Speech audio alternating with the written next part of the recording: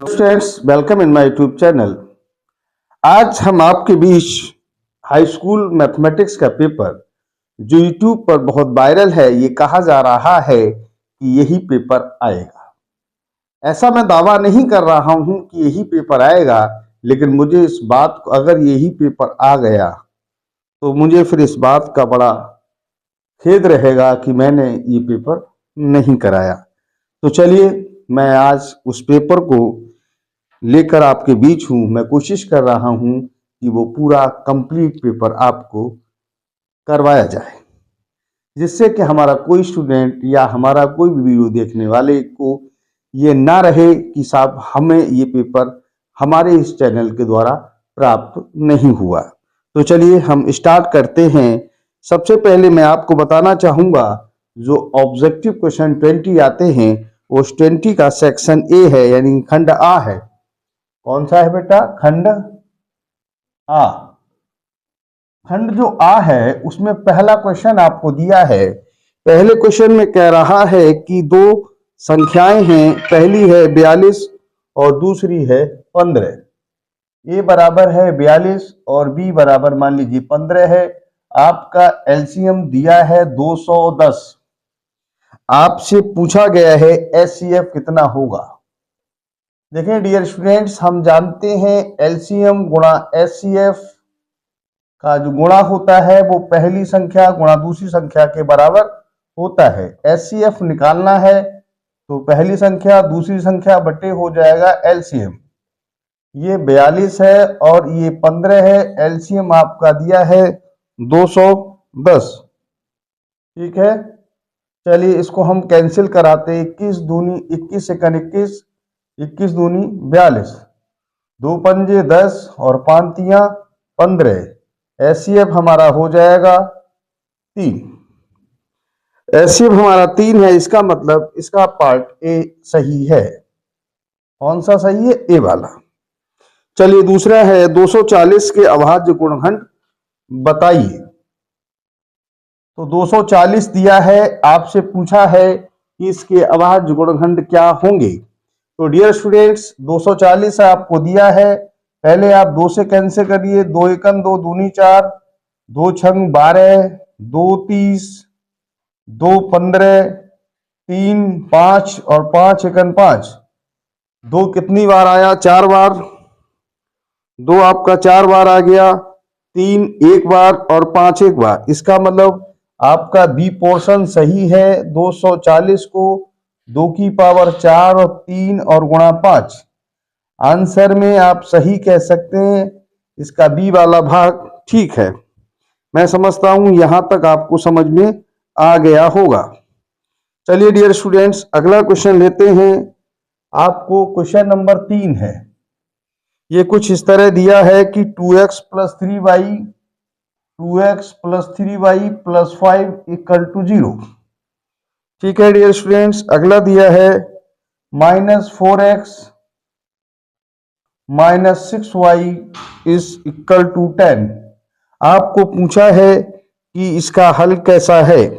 हल का मतलब इसका अद्वितीय हल है या अनेक हल है या फिर 2 हल है या इनमें से कोई नहीं। तो डियर स्टूडेंट्स, इसको आप ऐसा कर सकते हैं, -10 इधर ले आइए बराबर 0। ये समीकरण 1 है और ये समीकरण 2 है। यहां a1 बराबर 2 है, b1 बराबर 3 है और c1 बराबर 5 है। a2 बराबर -4 है, b2 बराबर -6 है और c2 बराबर -2 है। तो डियर स्टूडेंट, मैं समझता हूं यहां तक आपको समझ में आ रहा होगा। देखें डियर स्टूडेंट्स, क्वेश्चन बहुत सिंपल है। a1 अपान a2 पहले निकालिए। 2 बटे -4 यानी -1/2। b1 अपान b2 कर लीजिए। 3 बटे -6 -1/2 और c1 बटे c2 5 बटे -10 बराबर -1/2। यानी a1 upon a2 is equal to b1 upon b2 is equal to c1 upon c2। जब ये तीनों बराबर है, इसका मतलब अनेक हल है। कैसा हल है? अनेक हल है, मैनी सॉल्यूशन। अनेक हल है। जब हल अनेक हैं तो इसका आंसर फिर इसमें सही है। इसमें ये दिया है अनेक हल हैं, अपरिमित रूप से अनेक हल हैं, इसका मतलब सी वाला आंसर ठीक है। यहां तक आपको समझ में आ गया होगा। अब डियर स्टूडेंट्स आगे बढ़ते हैं। अगला क्वेश्चन नंबर 4 है। क्वेश्चन नंबर 4 कुछ इस तरह दिया है, इन्होंने कहा है 6x² minus 7x 6x² minus 7x plus 5 ये दिया है। कह रहा शून्यकों का गुणनफल होगा। देखिए जो शून्यक होते हैं उनका गुणनफल का फार्मूला होता है C/A। ए 6 है, बी ए है, सी है, यानी 5/6। ये इसका आंसर सही है। अब 5/6 है वो इसमें फिर ठीक है, इसका डी भाग सही है। आंसर में आप डी वाला भाग इसका दे सकते हैं। यहां तक आपको समझ में आ गया होगा।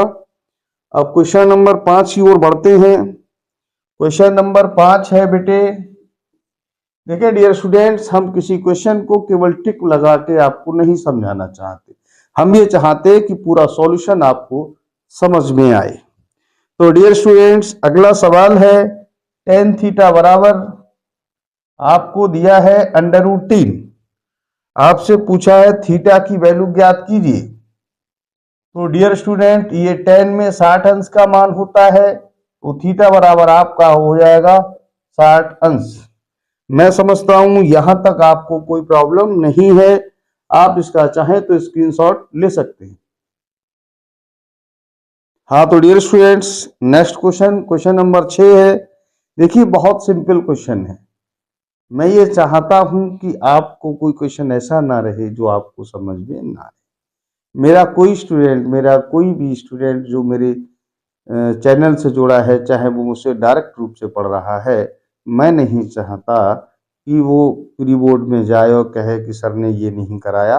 मेरी जानकारी पे यूट्यूब के माध्यम से ज्ञात हुआ है कि पेपर आ रहा है, तो मैं चाहता हूँ 1 बाई 1 क्वेश्चन आपको मालूम होना चाहिए। हो सकता है कि मेन एग्जाम में भी ये पेपर या इसके कुछ क्वेश्चन आ जाए। चलिए डियर स्टूडेंट्स तो अपन बात करते हैं। यदि क्वेश्चन नंबर 6 है, यदि एक बिंदु O से केंद्र O वाले, यानी एक वृत्त है जिसका केंद्र O है और एक बिंदु A है। एक बिंदु A से O केंद्र वाले वृत्त पर AP और AQ दो स्पर्श रेखाएं हैं। यहां पर एक AP रेखा है और यहां पर एक AQ रेखा है। फिर ये कह रहा है, ठीक है, AP और AQ परस्पर 80 अंश का कोण पर झुकी हैं, यानी ये कोण 80 अंश है। कोई बात नहीं, तो कह रहा है कोण आपको POA बताना है। कोण POA आपको बतलाना है ये कितना होगा। तो डियर स्टूडेंट्स कोई दिक्कत नहीं है क्वेश्चन में, आप यहां से इसको इस प्रकार से मिला लें, इसको ऐसे। ये हमेशा 90 डिग्री होता है, ये वाली ये 90 है। जब इसको आप इस प्रकार से ऐसे करके इसको मिला देंगे तो ये बेटा 40 रह जाएगा। और ये वाला एंगल देखिए 90 है, ये 40 है, तो ये कितना बचेगा? त्रिभुज के तीनों कोणों का योग आप समझते हैं कि 180 होता है, तो ये 50 रह जाएगा। तो कोण POA बराबर POA यानी ये हो जाएगा 50 अंश, यानी आंसर आपका ठीक रहेगा 50 अंश का मतलब हो गया बी ठीक है। कौन सा वाला? बी वाला भाग। चलिए क्वेश्चन नंबर 7 है। ये आपसे क्वेश्चन नंबर 7 कह रहा है, देखिए बहुत सिंपल क्वेश्चन है, बिल्कुल होपलेस होने की जरूरत नहीं है।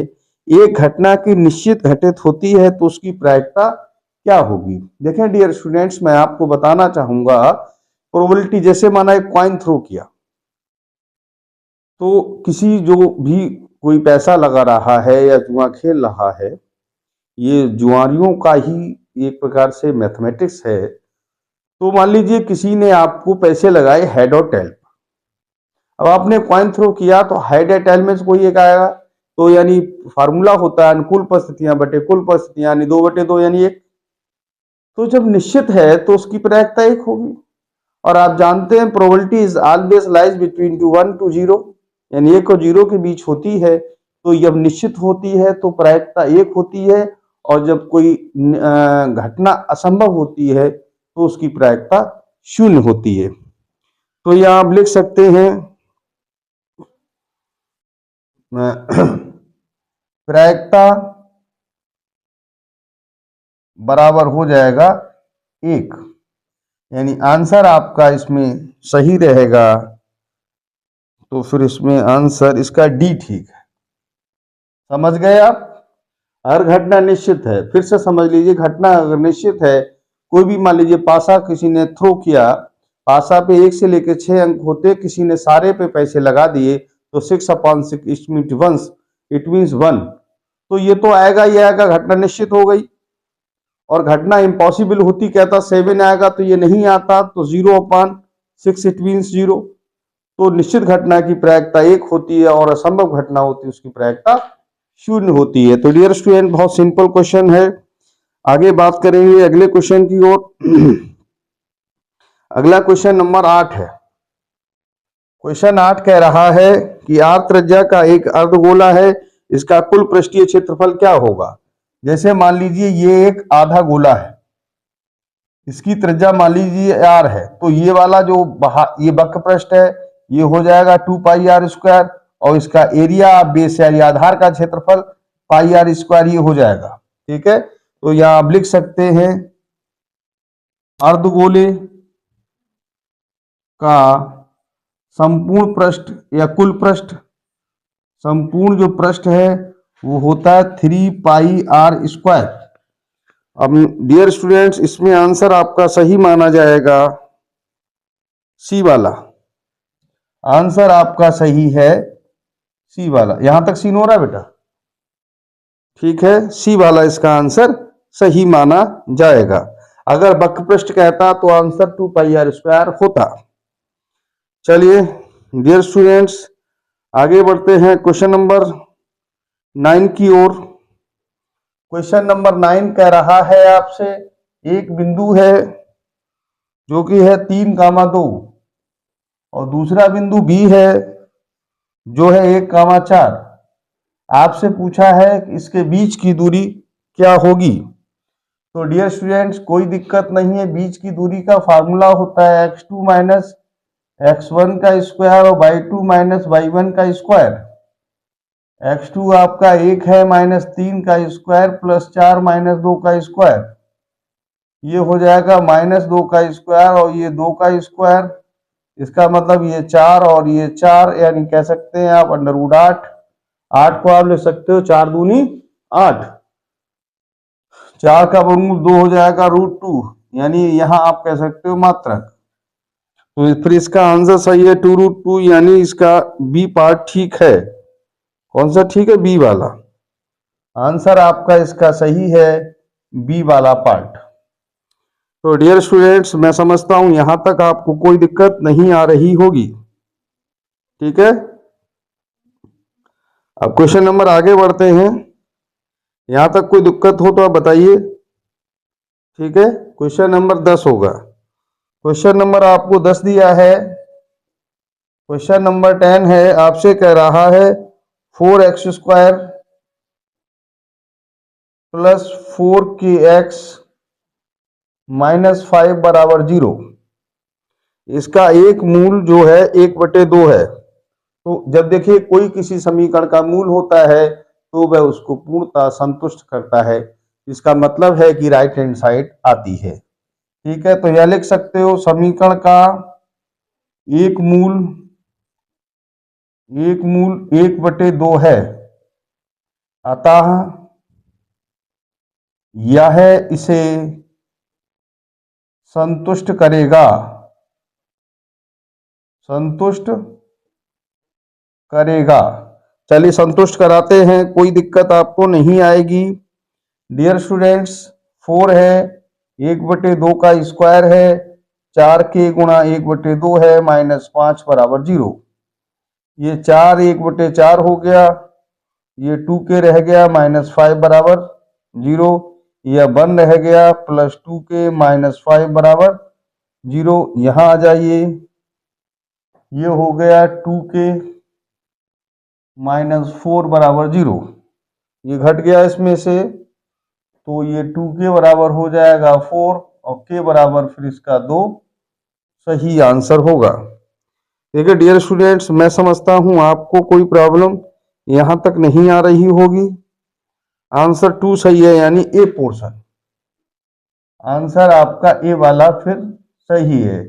क्वेश्चन नंबर है आपका 11, बहुत ध्यान से देखेंगे। मैं नहीं चाहता कि कोई क्वेश्चन आपको ऐसा ना हो जो रह जाए। आपको 1 से लेकर 9 तक अंक दिए गए हैं। 1 + 2 + 3 + 4 + 5 + 6 + 7 + 8 + 9, आपको कह रहा है इनका टोटल ज्ञात कीजिए। देखिए डियर स्टूडेंट्स, बहुत सिंपल तरीका है। ये एक समान 1 2 3 4 5 6 7 8 9, यहाँ a बराबर 1 है, d बराबर भी 1 है, n बराबर 9 है।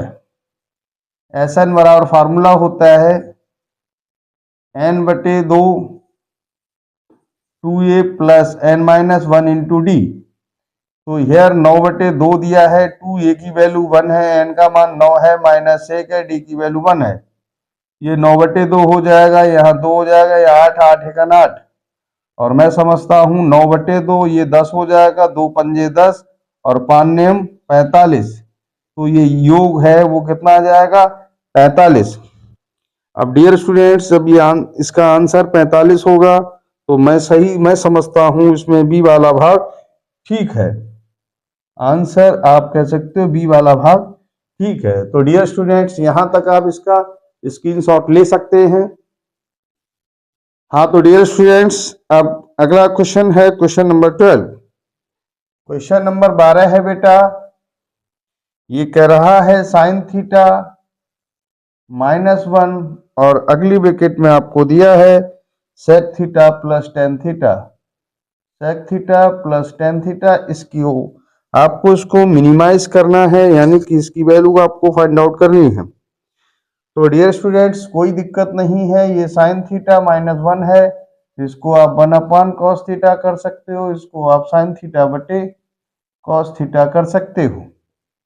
डियर स्टूडेंट, इसमें माइनस कॉमन ले लें तो ये 1 - sin थीटा हो जाएगा, यहाँ cos थीटा एलसीएम है, यहाँ 1 + sin थीटा रह जाएगा।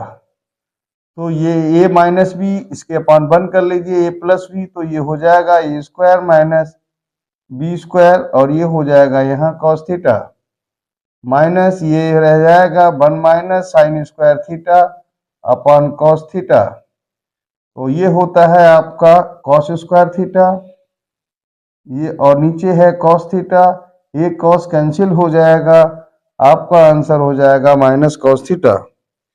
डियर स्टूडेंट्स, इसमें -cos थीटा सी वाला पार्ट ठीक है, आंसर इसका सही है सी वाला पार्ट।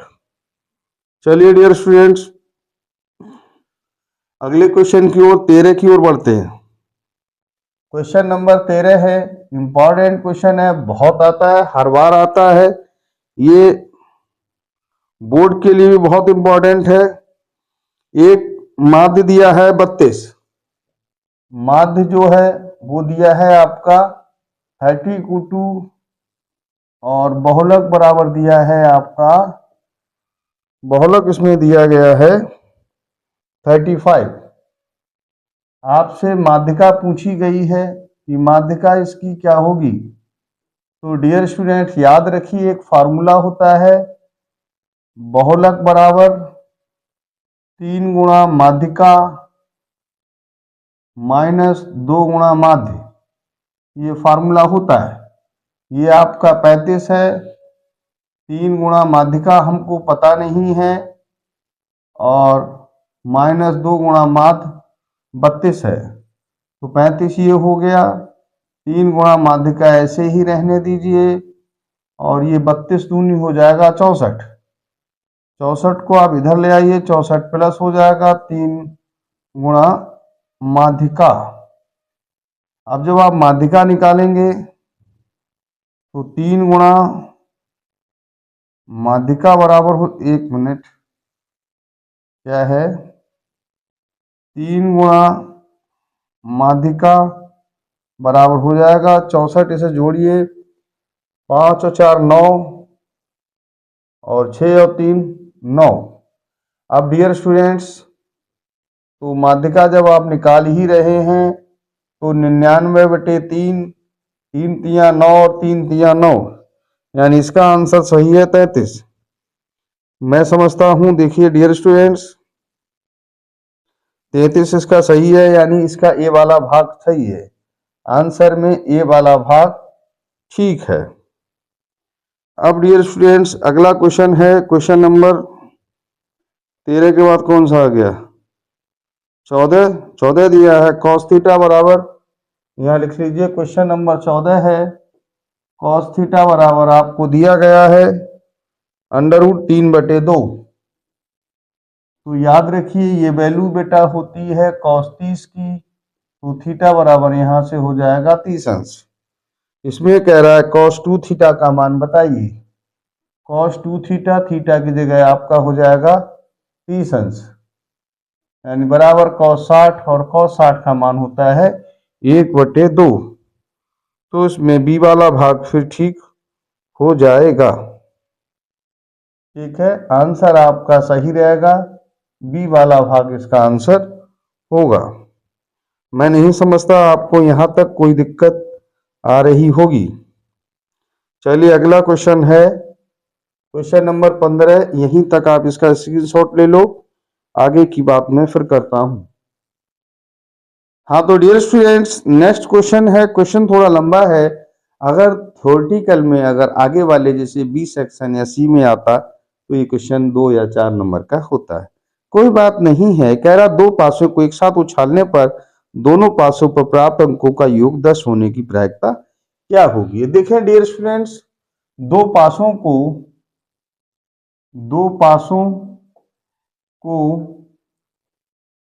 एक साथ फेंकने पर देखिए डियर स्टूडेंट्स, जब आप दो पासों को एक साथ फेंकेंगे, मैंने कहा ये लॉन्ग क्वेश्चन में आना चाहिए। कोई बात नहीं, ऑब्जेक्टिव है, हो सकता है लॉन्ग में आ जाए, प्री में नहीं मेन में आ जाए। तो अपन ध्यान देते हैं NS बराबर, यानी टोटल इवेंट्स 6 की पावर 2 यानी 36। अब 36 कौन कौन सी अगर ये लिखें तो 1 1 1 2 1 3 1 4 1 5 1 6, 2 1 2 2 2 3 2 4 2 5 2 6, 3 1 3 2 3 3 3 4 3 5 3 6। मैं लिख दे रहा हूं, ऑब्जेक्टिव में मत लिखिएगा, ऑब्जेक्टिव में डायरेक्ट आंसर दीजिएगा। अगर लॉन्ग में आ जाए तब उसके लिए सही रहेगा। देखिए 4 × 1 4 2 4 3 4 4 4 5 4 6 5 1 5 2 5 3 5 4 5 5 5 6 6 1 6 2 6 3 6 4 6 5 6 6। देखिए कह रहा इवेंट जो है, जो घटना है, वो पासे पर योग कितना आ जाए 10। अब 10 कहां कहां है? एक तो ये है, एक ये है, और एक ये, 3 ही बार तो आया है। यानी कि आपका 4 6 और आया है 5 5, और अगला है 6 4। ओनली 3 टाइम्स आया है। कितनी बार आया है? 3 बार। तो आप कह सकते हैं प्रोबेबिलिटी ऑफ ए की प्रायिकता 3/36, 3 1 3, और ये 12 हो जाएगा। आंसर इसका सही है 1/12, यानी ए ठीक है। कौन सा ठीक है बेटा? ए वाला भाग। वैसे इतना लॉन्ग नहीं होना चाहिए, लेकिन कोई बात नहीं, आंसर आप लर्न बेस में रखिए। वैसे अगर लॉन्ग में आए तो फिर इस प्रकार से ही करना चाहिए। मेरा काम है कि आपको क्वेश्चन समझ में आना चाहिए 1 बाय 1। देखिए हम लोग पढ़ाने वाले लोग हैं, हम जुगाड़ तुगाड़ नहीं कर सकते। चलिए क्वेश्चन नंबर 16 है, ये भी थोड़ा सा लॉन्ग में आने वाला क्वेश्चन है। कोई बात नहीं, टेंशन की कोई बात नहीं है, हम हैं, आपको टेंशन नहीं होने देंगे। ए, बी और सी। डियर स्टूडेंट्स, ये कह रहा है डी और ई, यहाँ पार्ट डी है और यहाँ पर आपका ई है। ई है 2.2 सेंटीमीटर और ये है 3.3 सेंटीमीटर और ये आपको दिया है 1.8 सेंटीमीटर और आपसे ये पूछा है इन्होंने कि ईसी ज्ञात करो, ये वाली साइड आपको निकालना है। तो डियर स्टूडेंट्स, क्वेश्चन में कह रहा है, वैसे मैंने कहा ये 2 नंबर में आना चाहिए। D is parallel to BC, ये लाइन इसके समानांतर है, इसका मतलब एडी अपॉन डीवी बराबर एई ओवर ईसी। ये 2.2 है, ये 3.3 है, ये 1.8 है, ये ईसी है। दशमलव हटा दीजिए, 11 दूनी 22, 11 तियां 33, 2/3 बराबर 1.8 EC. Now here cross multiplying 2 EC is equal to 1.8 into 3. EC equal to हो जाएगा 1.8 into 3 अपॉन 2.9, 9 तियां 27, तो EC बराबर आ जाएगा 2.7 सेंटीमीटर।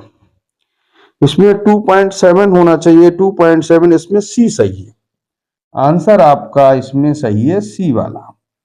ठीक है डियर, मैंने कहा ये क्वेश्चन लॉन्ग में ही आना चाहिए, लेकिन है तो कोई दिक्कत नहीं, हमको करना है भाई मेरे। ठीक है, चलिए अगला क्वेश्चन है, कुछ कह रहा है बहुलक वर्ग होगा। देखिए यहाँ एक टेबल नुमा इस प्रकार से दी गई, ठीक है, ऐसे करके यहाँ CI क्लास इंटरवल, यहाँ बारंबारता होती है। आपको ये दिया है 0 से 10, 0 से 10, 10 से 20, 20 से 30, 30 से 40 और क्या है 40 से 50, 30 से 40 हो गया, 40 से 50। इन्होंने कहा है सबसे पहले 5, फिर 4, फिर 7, फिर 8 और फिर है आपका 6। देखिए जो सबसे अधिक बारंबारता होती है उसके सामने वाला बहुलक वर्ग होता है। ठीक है, तो यहां लिख सकते हैं आप, क्योंकि मैं क्वेश्चन ऑब्जेक्टिव के हिसाब से नहीं करा रहा हूं, मैं ये करा रहा हूं कि पेपर अगर ऑब्जेक्टिव में नहीं अदर से क्वेश्चन आएगा तो कैसे करें, इसलिए मैं आपका कोई रिस्क नहीं लेना चाहता। सबसे अधिक बारंबारता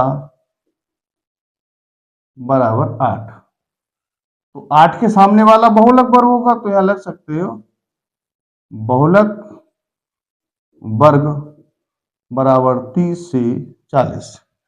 बहुलक वर्ग इसका सही है 30 से 40, यानी ए सही है। आंसर आपका सही रहेगा ए वाला। चलिए अब क्वेश्चन नंबर 18 की ओर बढ़ते हैं। tan theta into cot theta बराबर होगा। 18वां क्वेश्चन है tan theta into cot theta बराबर होगा। डियर स्टूडेंट्स, आप लोग जानते हो कॉट बराबर 1/tan होता है, ये कैंसिल हो जाएगा, बराबर 1 सही होगा।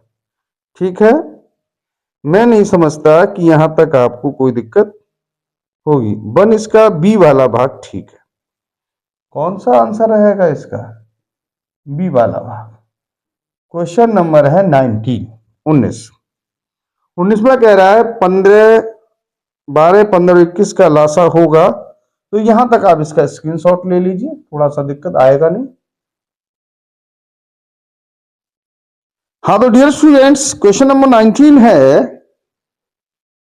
क्वेश्चन नंबर 19 है, आपसे कह रहा है 12, 15 और 21 का लासा ज्ञात कीजिए। क्या निकालना है? लासा। ठीक, 12, 15 व 21 का 21। तो 12 को आप लिख सकते हो 2 दूनी 4 तियां 12, 2 दूनी 4, इसको डायरेक्ट भी तोड़ सकते हो। 15, 3 पंजे 15, 21 को आप ले सकते हो 3 सत्ते 21। एलसीएम आपका हो जाएगा, देखो 2 कॉमन नहीं लिखी, दोबारा 2 नहीं लिखी, 3 एक बार तो 1 टाइम आएगा, 5 एक बार और 7 एक बार। देखिए 5 सत्ते 35 और ऐसा कर लिए 5 सत्ते 35 और 3 दूनी 6 दूनी 12, 12 गुणा 35, 5 सत्ते 35, 3 दूनी 6 दूनी 12, 12 पंजे 60, हासिल लगा 6 और 12 तिया 36 और 6 हो गया आपका 42, 36 और 6 42। ठीक है, इसका आंसर सही होना चाहिए 420, यानी बी ठीक है। आंसर इसका कौन सा ठीक है? बी वाला भाग। अगला क्वेश्चन है कुछ इस तरह का रहा है कि 3 बिंदु संरेख है। क्वेश्चन नंबर 20 है, एक बिंदु ए दिया है जो 2,3 है, एक बिंदु बी दिया है जो कि 4, के है, एक बिंदु सी है जो 6, -3, थोड़ा सा यहां लिख लीजिए, सी है आपका 6, -3। ये संरेख है तो के का मान क्या होगा? पहला 2, 3, 4, के और 6, -3। आपसे पूछ रहा संरेख है, यदि ए, बी तथा सी संरेख हैं, कैसे हैं? संरेख हैं, तो त्रिभुज ए बी सी का जो क्षेत्रफल होगा वो किसके बराबर होगा? 0। आपके हिसाब से जो क्षेत्रफल है वो होता है 1/2 x1 बाहर y2 - y3 प्लस x2 बाहर y3 - y1 प्लस x2 बाहर y1 नहीं x3 बाहर होगा y1 - y2 बराबर 0। इस 2 की यहां गुणा करा दीजिए, x1 y2 - y3 plus x2 y3 - y1 plus x3 y1 - y2 बराबर 0। अब डियर स्टूडेंट्स, x1 की वैल्यू कितनी? 2, y2 कितना है? k, और y3 कितना है? -3, तो -3 करोगे तो प्लस का 3 हो जाएगा। x2 कितना है? 4, y3 कितना है? -3, माइनस y1 कितना है? 3, प्लस x3 कितना है? 6, y1 कितना है? 3, माइनस y2 कितना है? k बराबर 0। तो देखिए x1 2, 4, 6 बिल्कुल सही लिखा है, k -6 नहीं नहीं एक minute, k y1 - y2 k +3, 3 - 3 बिल्कुल सही है, और 3 y1 - y2 यानी 3 - k, ये भी ठीक है। चलिए डियर स्टूडेंट्स, तो अंदर गुणा करा सकते हैं, 2k + 6, ये 4 है, ये -6 हो गया, प्लस 6, 3 - k बराबर 0, 2k + 6 और 6 चौक -के 24, 6 3 18 -6 के बराबर 0। ये 6k है, ये 2k माइनस का 4k रह गया, 18 और 6 हो गया 24, -24 बराबर 0, तो -4k बराबर 0, k बराबर 0। k की वैल्यू कितनी आई? 0 आएगी। इसमें फिर आंसर ठीक है बी वाला भाग। आंसर आप लिख सकते हैं बी वाला भाग ठीक है। अब इसके बाद डियर स्टूडेंट्स, ये आपके ऑब्जेक्टिव जो 20 क्वेश्चन थे वो आपके खत्म हो चुके हैं। ठीक है, मैं नहीं समझता इसमें आपको कोई प्रॉब्लम होगी। अब हम सेक्शन बी की ओर बढ़ते हैं। किसकी ओर बढ़ेंगे? सेक्शन बी की ओर। चलिए यहां चाहे इसका स्क्रीनशॉट ले लें, दोबारा मैं सेक्शन कराता। हाँ तो डियर स्टूडेंट्स, सेक्शन बी है, सेक्शन बी यानी बा। कौन सा है? बा वाला बा। इसमें थोड़ा सा 2-2 नंबर के क्वेश्चन है। तो पहला क्वेश्चन है, इसमें कह रहा है दिखाइए कि √3 एक अपरिमेय संख्या है। तो इसको तो देखिए हर बार क्वेश्चन में आता है कि माना √3 एक परिमेय संख्या है। पर में हमने मान लिया √3 कैसी संख्या है, पर में है। √3 बराबर आप कह सकते हैं a/b, जहां a और b में एक के अतिरिक्त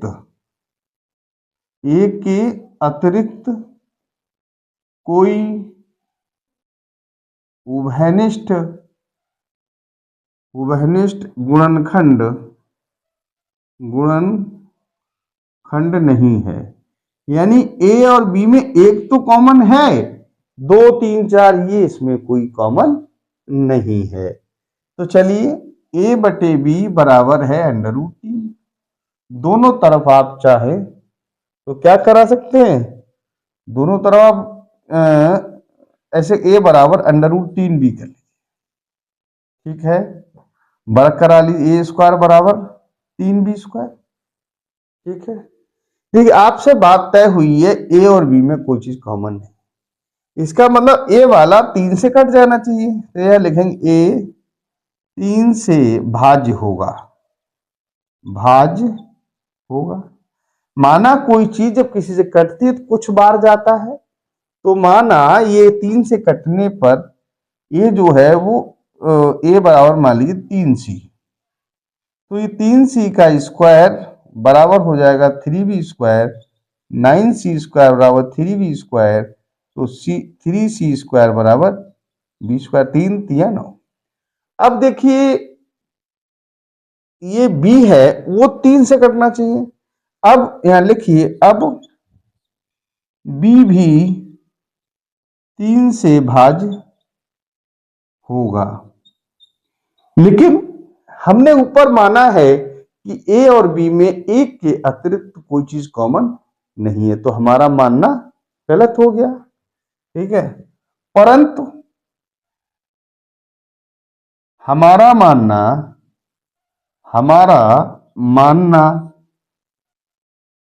मानना ये है कि a और b में कोई भी उभयनिष्ठ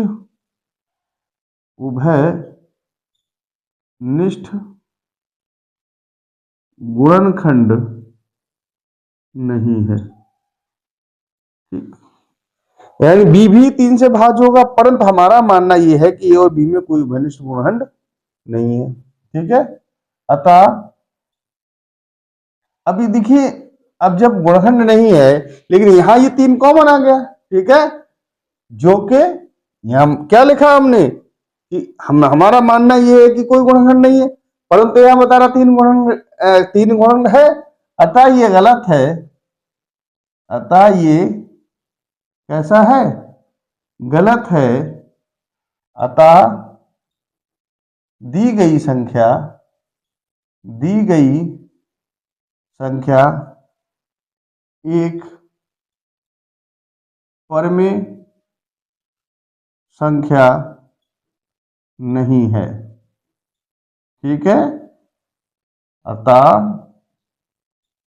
दी गई संख्या एक अपरमेय संख्या है, अपरमेय। देखिए कुछ नहीं, ये सवाल थॉर्टिकल है, आप सीधा सीधा समझ में आ गया कि माना ये परमेय संख्या जो a/a और b में, सॉरी b छोटी है, a और b में एक के अतिरिक्त कोई उभयनिष्ठ गुणनखंड नहीं है, तो ये वाली बात हो गई। ये 3 से माना 3 से भाग के 3c के बराबर आ गया, तो ये अब b भी 3 से भाज्य होगा, परंतु हमारा मानना ये है कि a और b में कोई उभयनिष्ठ गुणनखंड नहीं आता, ये गलत है। अतः दी गई संख्या एक परमेय संख्या नहीं, दी गई संख्या एक अपरमेय संख्या है, ठीक है। मैं समझता हूं यहां तक आपको समझ में आ गया होगा। चलिए क्वेश्चन नंबर 1 का ये ए पार्ट था, अब क्वेश्चन नंबर 1 का बी पार्ट है। कौन सा पार्ट है बेटा, बी वाला।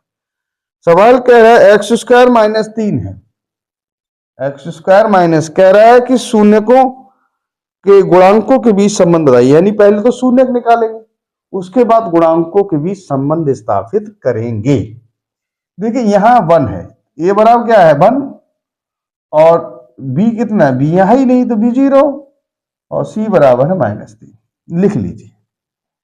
चलिए एक्स स्क्वायर -3 का वो सॉरी 3 नहीं, 3 तो है ही टोटल, ये इसे कर सकते हैं आप √3 का स्क्वायर, तो एक्स माइनस √3 और एक्स प्लस √3, एक्स माइनस √3 बराबर 0, तो एक्स बराबर क्या हो गया √3, एक्स प्लस √3 बराबर 0, एक्स बराबर हो गया -√3। इसे आप अल्फा कह सकते हैं, इसको आप बीटा कहते हैं। ठीक है, अब हम निकालते हैं सम ऑफ रूट्स, मूलों का योग। अल्फा प्लस बीटा बराबर, अल्फा प्लस क्या हो गया √3, और ये -√3 बराबर 0 हो गया। आप चाहें तो अल्फा प्लस बीटा को ये भी कर सकते हैं 0/1, 0/1 भी क्या होता है 0 ही होता है, या आप इसे -0/1 कर सकते हैं, तो ये हो गया -b/a। ठीक है, अब आप कर लीजिए alpha beta. Alpha beta, alpha कितना है √3, बीटा है -√3, तो ये मिला के हो गया -3। आप अगर ये चाहो तो इसको लिख दो -3/1, तो अल्फा बीटा बराबर हो जाएगा c/a। ठीक है, तो ये गुणांकों के बीच इसमें संबंध ये आपका हो जाएगा। अगला क्वेश्चन है 1 + sec a अपॉन, अगला क्वेश्चन सी वाला है 1 + sec a upon sec a बराबर है sin² / 1 - cos², sin² a upon 1 - sorry cos है, cos²। देखिए डियर स्टूडेंट, हमेशा याद रखिए कोई साइड ले सकते हैं ट्रिग्नोमेट्री में, लेकिन बड़ी साइड को लेना चाहिए। बड़ी साइड यहाँ ये वाली स्क्वायर है, तो हमने ले लिया sin² a/1 - cos a। आप जानते हैं इसको 1 - cos² कर सकते हैं, -cos a पहले से, 1 को 1 का स्क्वायर भी कर सकते हैं, तो 1 - cos a और 1 + cos a। Dear student 1 - cos a पहले से अवेलेबल है, तो ये कट जाएगा, यानी ये हो गया 1 + cos a। डियर स्टूडेंट्स 1 यही रहने दीजिए, इसे 1/sec a कर सकते हैं, 1 करके है, अगर एलसीएम लेंगे तो ये हो जाएगा sec a + 1 upon sec a, या 1 + sec a कर दीजिए, कोई दिक्कत नहीं, अपॉन sec a। ये आपकी लेफ्ट हैंड साइड आई, तो यहाँ लिख सकते हैं लेफ्ट हैंड साइड बराबर राइट हैंड साइड, यहां दिखा दीजिए हेंस प्रूव्ड। यहां तक आप इसका स्क्रीनशॉट ले लें। हाँ तो डियर स्टूडेंट्स, अब क्वेश्चन नंबर इसका डी पार्ट है, जिसमें आपसे माध्य पूछा गया है। क्या पूछा गया बेटा, माध्य। तो कुछ नहीं, एक टेबल इसमें बनी हुई है। इस टेबल में कुछ इस तरह से दिया गया है, पहले को CI कहते हैं क्लास इंटरवल, दूसरे को F कहते हैं। ठीक है, इसको टेबल पेपर में आपको नहीं बनानी होगी, फिर भी आप लिख लें 0 से 10, 10 से 20, 20 से 30, 30 से 40 और 40 से 50। बड़ा लंबा टेबल दिया है, 40 से 50 और 50 से 60। ये टेबल इतनी बड़ी आपको दी गई, 60 तक। इसमें दे रहा है 7 5 8, 7 5 8, इसके बाद 13 20, 13 20 और उसके बाद है 7। देखिए डियर स्टूडेंट्स, आपको टेबल पेपर में नहीं बनानी होती है, फिर भी यहां आप इसके इस प्रकार से कर सकते हैं। डियर स्टूडेंट्स, इसमें आप ले लें CI, यहां ले लें X और यहां ले लें F। ये 0 से 10, 10 से 20, 20 से 30, 30 से 40, 40 से 50, 50 से 60। एक तो देखिए कल्पित माध्य विधि होती है, उससे भी क्वेश्चन को सरल किया जा सकता है। सादा करा दीजिए, कोई दिक्कत नहीं, सादा ले लेते हैं, क्वेश्चन को थोड़ा सादा कराते हैं। ठीक है, सादा कर लेते हैं। 0 10 तो ये 5 रह जाएगा, ये 15, ये 25, ये 35, ये 45 और ये 55। ये 7 8 13 20 आ गया एक, 7 5 नहीं लिखा, 7 5 8 13 20 और 7, यह एफ एक्स, यानी एफ और एक्स की गुणा। क्या लिखेंगे आप? एफ एक्स, एफ गुणा एक्स, ऐसे करके लिखिए। 5 सत्ते 35, 15 पिनहा 75, 15 चौक 100, 15 अट्ठे 200 होते हैं, है ना। चलिए 13 से 13 पंजे 65 के 5 हासिल लगा 6 और 13 तिया 39 और 6 हो गए 45। ठीक है बेटा, 13 पंजे 65 के 5 हासिल लगा 6 और 13 तिया 39, 40 41 42 43 44 45। ठीक है, इतना ही। अब है ये 45, 45 दूनी होते हैं 90 और 0 पीछे लगा। 7 पंजे 35 के 5 और 7 पंजे 35 और 36 37 38 38। जोड़िए 5 5 10 5 15 15 का शून्य, 15 5 20 का शून्य हासिल लगा 2, 10 5 15 और 15 और 10 25 25 के 5 हासिल लगा 2, 2 हो गए 2 3 5 और 9 14 15 16 17 18 19 20, इतना आया। ये है सिग्मा एफ, यानी इनका जोड़।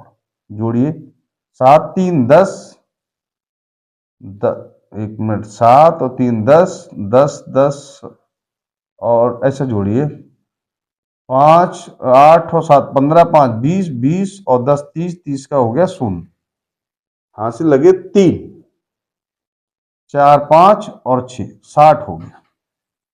ठीक है, जोड़ लीजिए 7 8 7 15 5 20 20 और 3 20 3 और 7 30 30 का शून्य हासिल 3 3 4 5 60 हो गए। ठीक, ये भी 0 2 2 2 10 10 10 5 15 10 25 25 का हासिल लगा 2 2 2 2 9 2 5 9 5 14 14 15 16 18 19 20। ठीक है, समांतर माध्य, समांतर माध्य का सूत्र होगा सिग्मा एफ एक्स बटे सिग्मा एफ, यानी 2 5 0 बटे 60, एक 0 कट गया, ये हो गया 205 बटे 6।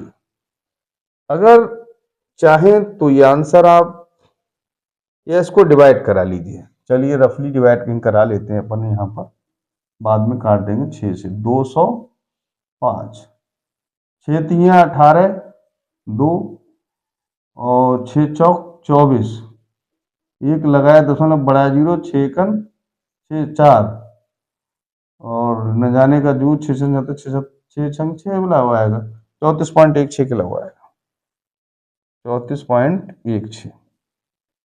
डियर स्टूडेंट्स, देखिए मैं आपको बताना चाहता हूं कैलकुलेशन की मिस्टेक में, अब यहाँ कैलकुलेटर नहीं है। अच्छा, हमारे समय में कैलकुलेटर था भी नहीं, हम लोग कभी कैलकुलेटर से नहीं पढ़े, मानवीय भूल हो जाती है, ऐसा नहीं है। चलिए, दो घन है जिनके प्रत्येक का आयतन 1331 है, दो फलकों को सटा कर रखने पर प्राप्त ठोस का पृष्ठीय क्षेत्रफल बताइए। अरे बड़ा अजीब क्वेश्चन है ये तो। 7 5 8 सही लिखा है भाई, 13 20 7, ठीक है, कोई दिक्कत नहीं है। देख लेना कोई कैलकुलेशन वाली मिस्टेक हो, वैसे होगी नहीं जहां तक क्वेश्चन ई पार्ट है। ई में कह रहा है ये दो घनों को सटाकर रख देते हैं, प्रत्येक घन का आयतन 1331 है। अब माना घन की भुजा, घन की जो भुजा है वो ए है, तो आयतन कितना हुआ, ए क्यूब बराबर 1331 सेंटीमीटर क्यूब। अब देखिए 1331 ये 11 का क्यूब होता है। कितने का होता है? 11 का। ये बराबर क्या आ गया? 11 सेंटीमीटर। अब एक 11 सेंटीमीटर आ गया, यानी एक भुजा 11 है। जब दो घनों को हम सटाकर रखेंगे तो घनाभ बन जाएगा। यानी सिचुएशन कुछ इस तरह से होगी। मैं आपको डायग्राम बना के देता हूं। ये सिचुएशन हो जाएगी इस प्रकार से। एक घन ये है, ये साइड 11 है, तो अगले वाले साइड की भी इस प्रकार से ये ऐसे करके ये बन जाएगा ऐसे। तो 11 ये पूरी कितनी हो गई? 22। तो ये हो गई 22 यहां से यहां तक। ये तो 11 ही रहेगी और ये भी 11 रहेगी। एल कितनी हो जाएगी? 22 सेंटीमीटर। चौड़ाई हो जाएगी 11 सेंटीमीटर और ऊंचाई हो जाएगी 11 सेंटीमीटर। डियर स्टूडेंट्स, जो घनाभ बना वो घनाभ का जो पृष्ठ है, घनाभ का जो पृष्ठ है वो फार्मूला होगा 2LV plus BS plus HL। 2 LV 22 गुणा 11 प्लस 11 गुणा 11 प्लस 11 गुणा 22। चलिए ये आपका रहा। अच्छा डियर स्टूडेंट्स, एक क्वेश्चन और सिंपल हो सकता है। अगर आप चाहें तो 11 कॉमन ले लीजिए। 11 यहाँ, 11 यहाँ, 11, तो 22 प्लस 11 प्लस 22 रह जाएगा।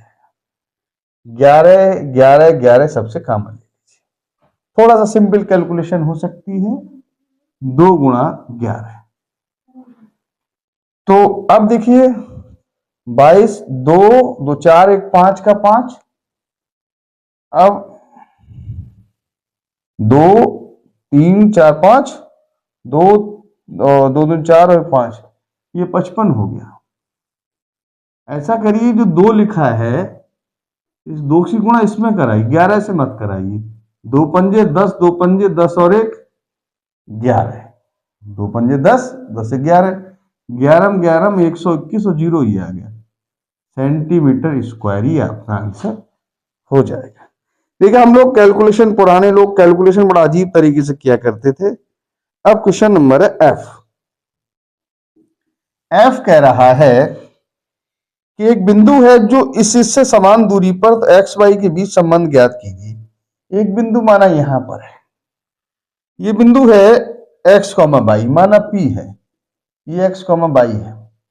एक बिंदु यहां पर, एक बिंदु यहां पर, ये दोनों समान दूरी, ए और बी ये समान दूरी पर है। एक बिंदु है 3,6, ये 3,6 है, और ये वाला बिंदु है -3,4। आपसे कह रहा है दोनों दूरियां बराबर हैं तो एक्स वाई में क्या संबंध होगा? 3 6 और -3 4। कोई नहीं, देखो पी ए बराबर कितना दिया है? पी बी, या पी ए स्क्वायर बराबर आप कर सकते हो पी बी स्क्वायर। दिख रहा है बेटा यहां तक? सही, यहां तक दिख रहा होगा, यहां तक आ जाएगा इतने। अब इसका स्क्वायर कराएंगे तो रूट खत्म हो जाएगा, यानी x -3 का स्क्वायर और y -6 का स्क्वायर, और ये x +3 का स्क्वायर हो जाएगा प्लस y -4 का square. A square plus B square -6x, Y square plus 6 36 minus के 12y। इसे खोल लीजिए, x square plus 9 plus 6x। आगे दिख रहा है और भी, यहीं तक आगे, यहां तक आ जाएगा, यहां तक, तो ये तो फिर आएगा नहीं। प्लस वाई स्क्वायर प्लस 4 चौक 16 माइनस के 8y। ठीक है, एक्स स्क्वायर इधर आके कट जाएगा, 9 इधर आके कट जाएगा, वाई स्क्वायर इधर आके कट जाएगा। ठीक है, चलिए कोई बात नहीं। -6x, ये 6 इधर ले आइए, -6x माइनस के 12y, ये 8 इधर आ जाएगा तो प्लस के 8y। यहाँ 16 है और 36 इधर चला जाएगा तो माइनस के 36, माइनस के 12x, माइनस के रह गए एक, जस्ट ए मिनट, माइनस के रह गए 4y, और माइनस का रह गए 20। माइनस से डिवाइड करा दीजिए, 12x प्लस 4y बराबर 20। 4 से करिए तो 3x प्लस 1y और 4 पंजे 20। ये आपका रिलेशन हो जाएगा 3x प्लस वाई 4×5 ठीक। ये आपका आंसर हो जाएगा। तो डियर स्टूडेंट्स, यहां तक मैं समझता हूं आपके लिए कोई प्रॉब्लम नहीं रही होगी। आप चाहें तो इसका स्क्रीनशॉट ले लें। डियर स्टूडेंट्स, तो अब क्वेश्चन नंबर 2 है। वैसे इसमें कहा गया है कि कोई 5 खंड कीजिए। एवरी क्वेश्चन, प्रत्येक क्वेश्चन 4 मार्क्स का है। तो चलिए मैं आपको 6 के 6 करा देता हूं, क्योंकि ये आपको सारे आना चाहिए। हो सकता है कि किसी को कोई अच्छा लगता है, किसी को कोई अच्छा लगता है। तो कह रहा है ऐसे 2 क्रमागत विषम धन पूर्णांक हैं जिनके वर्गों का योग 290 है। चलिए, क्रमागत विषम पूर्णांक कितने का अंतर होता है? 2 का। एक मान ली 2, एक 3 है, दूसरा 5 होगा। तो माना माना क्रमागत क्रमागत विषम धन पूर्णांक, विषम धन पूर्णांक बराबर मान लीजिए, एक ले लीजिए 2x-1 और एक कर लीजिए 2x+1। 2 का अंतर है, एक में 2 जोड़े तो ये वाला मिल जाए। कह रहा है इनके वर्गों का योग जो है वो इनके वर्गों का, यहां 1 है, ठीक है, ये 1 है। इनके वर्गों का योग 290 है। कह रहा है इनके वर्गों का योग 290, ठीक, ये है आपका 290। इसे खोलिए a², तो ये हो जाएगा 4x², ये 1 का स्क्वायर माइनस 4x, ये 4x² प्लस 1 प्लस के 4x बराबर 290। तो 4x इज कैंसिल आउट, ये हो गया 8x² प्लस 2 बराबर 290। 8x² बराबर हो जाएगा 290 माइनस 2, तो 8x² बराबर जाएगा 288। ठीक है, यहां तक समझ में आ गया होगा। x² बराबर होगा 288/8। 4 से काट दे, 4 दूनी 4 सत्ते 28 और 4 दूनी, और x² बराबर 2 से काटेंगे तो रहेगा 36। x बराबर आ गया 6। अतः क्योंकि प्लस माइनस नहीं ले सकती, उसने कहा धन पूर्णांक, you are do not taking here -6, ठीक है। अतः विषम पूर्णांक, विषम धन पूर्णांक, विषम धन पूर्णांक यहां लगा दीजिए। क्या हुआ? 6, 2 × 6 -1 और 2 × 6 + 1, 2 छंग 12 -1 यानी 11, अगला हो गया 13। आंसर क्या सही है? 11 और 13। अगला क्वेश्चन है बेटा, देखिए बहुत ध्यान देने की जरूरत है। अगला क्वेश्चन है आपका, कह रहा है कि 2 अंकों की एक संख्या है, अंकों का योग 9 है। जब 2 अंकों की संख्या है तो माना ढाई का अंक बराबर x, इकाई का अंक बराबर मान लीजिए y। देखिए डियर स्टूडेंट्स, जैसे 24 लिखा है तो 2 का मतलब 2 नहीं होता, 2 का मतलब 20 होता है, यानी 2 × 10। और जो भी नंबर है, जो भी यूनिट डिजिट, टेंस डिजिट होते हैं ना, तो ढाई और इकाई के नंबर, तो संख्या हो जाएगी 10x + y। आपसे कहे कि जैसे आप 2 ढाई है, 4 इकाई है, तो 2 ढाई 20 और 4 24, तो इस प्रकार से आप दे सकते हैं। सवाल कह रहा है कि अब कह रहा है इनके अंकों का योग 9 है। अच्छा, अंकों का योग 9 है, तो फर्स्ट कंडीशन है, आप हिंदी में प्रथम शर्तानुसार भी कंडीशन, अंकों का योग 9 है, यानी x + y बराबर हो गया 9। ये समीकरण नंबर 1। अगला कह रहा है, इसमें आगे कहा है संख्या का 9 गुना अंकों को पलटने पर प्राप्त संख्या का 2 गुना है। अच्छा, ये संख्या जो है इसका 9 गुना, 9 से गुणा करा दिए। अंक पलटेंगे जब पलटेंगे तो संख्या हो जाएगी 10y प्लस एक्स, इसका 2 गुना इसके बराबर है, तो 9 से गुणा कराइए, 90x plus 9y 20y plus 2x, सबको इधर ले आइए, 90x plus 9y minus 20y minus 2x बराबर 0। यह हो गया 88x माइनस 11y बराबर 0। यहाँ 11 से 11 अठे 88 माइनस y बराबर 0, समीकरण नंबर 2। यह लिखिए समीकरण 1 व 2 से, समीकरण 1 व 2 से dear student x plus y बराबर 9 है और 8x माइनस वाई बराबर आपका है 0। ये कैंसिल हो जाएगा, 9x बराबर 9, x बराबर आपके आ गया 1। x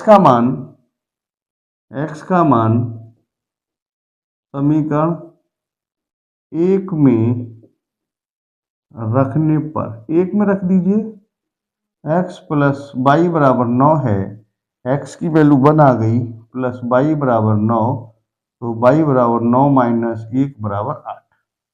तो संख्या आपकी हो जाएगी, क्या है, 10x प्लस वाई है, तो 10 गुणा 1 प्लस 8 बराबर 18। ये आपका आंसर। देखिए, अगर आपको ये लग रहा है कि सवाल में डाउट है, सही हूं मैं नहीं सही हूं, ये भी होता है, तो आंसर भी आप चेक कर सकते हैं। 18 है, 1 8 9 हो गया, 18 गुणा 9 करिए, 8 ने 72 के 2, 8 एकम 8, 18 गुणा 9, 8 ने 72 तो 9, 9 एकम 9 और 7 16 162। अब इसे पलटिए, पलटने का 81, 81 गुणा 2 करिए, वो भी 162 आएगी, यानी आंसर हमारा ठीक है। चलिए, क्वेश्चन नंबर है इसके, क्वेश्चन नंबर दूसरे का था, मैं भूल गया लिखना। ये क्वेश्चन नंबर 2 का कौन सा पार्ट, ए, ये वाला बी पार्ट है। अब हम चलते हैं सी पार्ट। सी पार्ट कह रहा है एक स्ट्रक्चर दिया हुआ है, इस प्रकार से एक स्ट्रक्चर गिवन है ऐसे, ये है आपका ए, ये है ओ, ये डी है और ये बी है, ये आपका सी है। आपसे कह रहा है ओ ए गुणा ओ बी बराबर दिया है ओ सी गुणा ओ डी। तो आपको टू प्रूफ करना है, दिखाना है, क्या दिखाना है कि कोण ए बराबर कोण सी और कोण बी बराबर है कोण डी। कोई नहीं, कोई टेंशन नहीं है डियर स्टूडेंट्स, आप ऐसा कर सकते हैं, ओ ए बटे इस ओ डी को इसके नीचे ले आओ, ओ सी यही रहने दो, ओ बी इसके नीचे ले आओ। अब ये अपॉन ये और ये अपॉन ये बराबर है, इसका मतलब ये कोण इसके बराबर हो गया, यानी कोण ए ओ डी बराबर कोण हो गया सी ओ बी। यानी ये पैरेलल इनका रेशियो इनके रेशियो के बराबर है। इसका मतलब हो गया कि त्रिभुज ए ओ डी समरूप है किसके, अब आपने सी ली है, ए ली है, ए इसके अपॉन और ये इसके अपॉन, तो यहां सी से शुरू करेंगे, सी ओ बी। इसका मतलब हो गया कि एंगल ए जो है वो एंगल सी के बराबर है और एंगल जो बी है वो एंगल डी के बराबर है। यही आपको प्रूफ करना था, हैंस प्रूव्ड। ठीक है डियर स्टूडेंट्स, यहां तक समझ में आ गया होगा। आप चाहें तो इसका स्क्रीनशॉट ले लें। हाँ तो डियर स्टूडेंट्स, नेक्स्ट क्वेश्चन है, सिद्ध कीजिए दो सकेंद्रीय वृत्त में बड़े वृत्त की जीवा छोटे वृत्त को स्पर्श करती है तो स्पर्श बिंदु समद्विभाजित करेगा। चलिए, सिंपल क्वेश्चन है, मैं नहीं समझता हूं कि क्वेश्चन आपको परेशान करेगा। ये पार्ट है आपका डी। देखिए, थोड़ा सा एक स्ट्रक्चर जरूर बना लिया कर, बिना स्ट्रक्चर के सवाल नहीं होते। ज्योमेट्री जो है वो बिना स्ट्रक्चर के नहीं चलती। यहां है दो वृत्त, इस प्रकार से ऐसा वृत्त, ये दो सकेंद्रीय एक ही केंद्रित, एक जो जीवा है इसकी ऐसे करके, माना ए भी जीवा है, इसको सी पे टच करती सपोज कर, तो यहां ऐसे करके मिला ले, ऐसे करके ठीक है, इसको ऐसे मिला लें, इसको ऐसे मिला लें। ठीक है, अब लिखेंगे, यहां पे लिखिए ओ केंद्र वाले, ओ ओ केंद्र वाले दो सकेंद्रीय सकेंद्रीय वृत्त है। ठीक है, जिसमें जिसमें बड़े बड़े वृत्त की एक जीवा ए बी है, जो छोटे वृत्त को बिंदु सी पर स्पर्श करती है। ठीक है, आप ऐसे भी दिखा सकते हैं, दिया है, माना वो केंद्र वाले दो वृत्त है, इसमें ए भी एक जीवा है। आप कर सकते हैं कि रचना कर सकते हैं। रचना क्या करना है आपको, ओ ए को मिलाया, ओ बी को मिलाया और ओ से सी पर लंब डाला।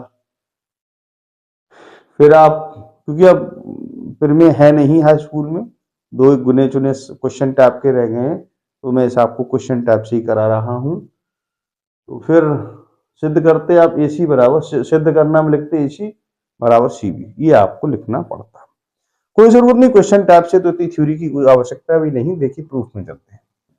यहां लिखेंगे त्रिभुज ओ सी ए तथा त्रिभुज ओ सी बी में, इस त्रिभुज की बात मैं कर रहा हूं। देखिए ये क्या स्पर्श बिंदु है, कोण ओ सी ए बराबर कोण ओ सी बी, इस क्या है, ये स्पर्श बिंदु है, यानी स्पर्श बिंदु है, स्पर्श बिंदु है।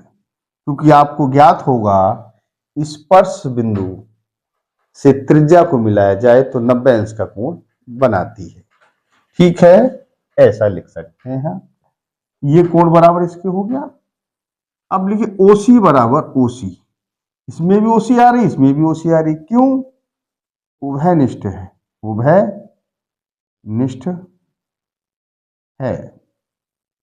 अगली बात, ओ ए बराबर ओ बी, ये इसके बराबर, क्यों, वृत्त की त्रिज्या है, वृत्त की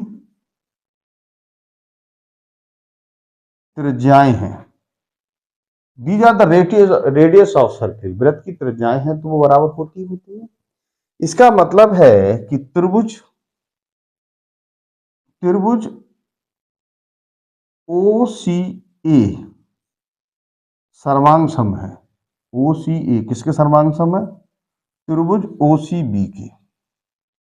ये त्रिभुज एक दूसरे के सर्वांग सम हो गए। सर्वांग सम का मतलब है कि क्रॉसपॉन्डिंग एलिमेंट्स आर इक्वल, सभी बराबर हो जाए। तो डियर स्टूडेंट्स, इसका मतलब कह सकते हो, अतः बाई कह सकते हो, एस ए एस, एक एंगल दो साइड बराबर है, तो यहां कह सकते हो अतः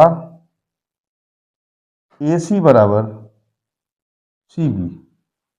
ठीक है, नीचे दिखा सकते हैं, इसके बराबर हो गई, अतः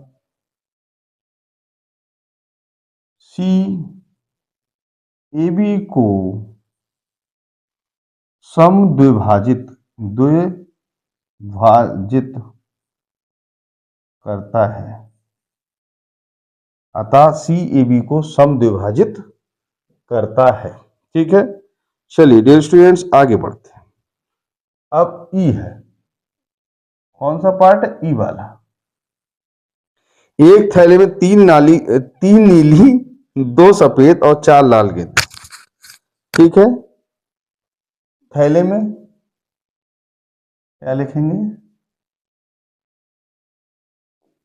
थैले में नीली गेंदों की संख्या बराबर, नीली है आपकी 3, फिर कहा है सफेद, थैले में सफेद गेंदों की संख्या बराबर है 2। फिर है लाल, थैले में लाल गेंदों की संख्या बराबर कितनी बताई मैंने? 4। थैले में कुल गेंदों की संख्या बराबर हो जाएगी 6 और ये हो गई 9। अब सवाल कह रहा है गेंद सफेद, नीली और लाल होने की प्रायिकता। तो उनमें से हम एक गेंद निकाल रहे हैं। तो देखें, एक गेंद निकालने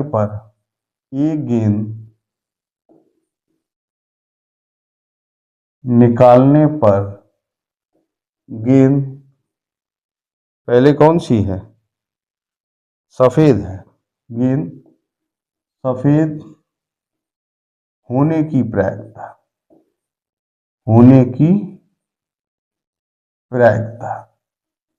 सफेद कितनी है? 2। कुल कितनी है? 9। फिर एक गेंद निकाली जाए। गेंद सफेद के बाद है नीली। गेंद नीली होने की प्रायिकता बराबर, नीली कितनी है? 3। कुल कितनी? 9। 1/3 आंसर हो जाएगा। अगली है लाल। गेंद लाल होने की प्रायिकता, लाल है आपके पास 4, कुल है 9। तो यहां तक आपका आंसर हो जाएगा। अगला क्वेश्चन है इसका, इस सेक्शन का लास्ट क्वेश्चन है एफ। इन्होंने एक वर्गंतराल दिया है, माध्यिका पूछी गई। एक इस प्रकार से एक बॉक्स दिया है, ठीक है। इस बॉक्स में इन्होंने पहले तो CI क्लास इंटरवल, फिर F दिया है 0 से 10, 10 से 20, 20 से 30, 20 से 30, 30 से 40, 40 से 50 और 50 से 60 दिया है। 50 से 60। फिर उन्होंने 7 4 2 7 4 2 7 4 2 2 3 2 3 और 2 दिया गया। इन्होंने पूछा है कि आप हमें क्या बताना है? माध्यिका। यहां माध्यिका आएगी नहीं, यहां बना लीजिए स्ट्रक्चर थोड़ा सा। यहां इस प्रकार से टेबल बनाते हैं। क्या बनाएंगे हम? टेबल। इस टेबल में यहां पहले हम लिखेंगे, यहां लिखेंगे CI, यहां लिखेंगे F, यहां लिखेंगे CF। CF कहते हैं संचयी बारंबारता की, ठीक है। तो यहां है 0 से 10, 10 से 20, 20 से 30, 30 से 40, 40 से 50, 50 से 60। अब देखिए यहां दिया है 7 4 2 7 4 2 2 3 2। ये 7 7 4 11, 11 2 13, 13 2 15, 15 और 3 18 और 2 हो गया 20।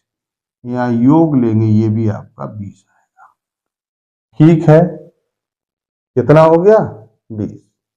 समझ में आ गया होगा आपको 20। चलिए अब देखते हैं मध्यपद। क्या देखेंगे? मध्यपद। मध्यपद होता है n/2 पद, n/20/2 पद, यानी 10वां पद। अब 10 रुपए कौन देगा? इस बात को सवाल हम शुरू करते हैं।